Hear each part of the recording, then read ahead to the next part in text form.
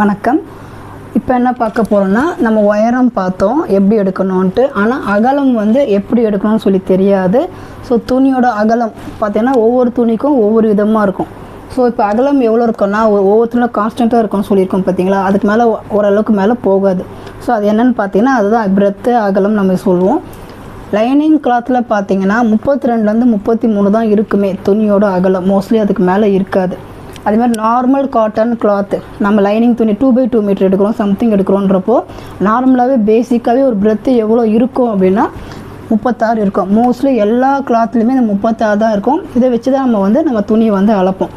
And ration கிளாத்தில் தோத்தியில் பார்த்தீங்கன்னா கண்டிப்பாக 44 இருக்கும். ஸோ இந்த 3 இடத்துல மட்டும்தான் உங்களுக்கு பிரெத்து வேரி ஆகும். ஸோ ஃபஸ்ட்டு பார்த்து லைனிங் கிளாத்தில் வேரி ஆகும், நார்மல் காட்டன் கிளாத்தில் 36 இருக்கும், ரேஷன் கிளாத்தில் தோத்தியில் 44 இருக்கும். ஸோ நம்ம மெயினாக இந்த நார்மல் கிளாத் இருக்குது பார்த்திங்களா, இதை தான் நம்ம கன்சிடர் பண்ணோம். இதை வச்சு தான் நம்ம துணி எப்படி எடுக்குதுன்றதை பார்ப்போம். ஸோ இன்றைக்கி மெயின் பார்த்தது துணியோட அகலம் ஒவ்வொரு கிளாத்தில் எப்படி வேரி ஆகுன்றதை நம்ம பார்த்தோம். சரிங்களா? தேங்க்யூ.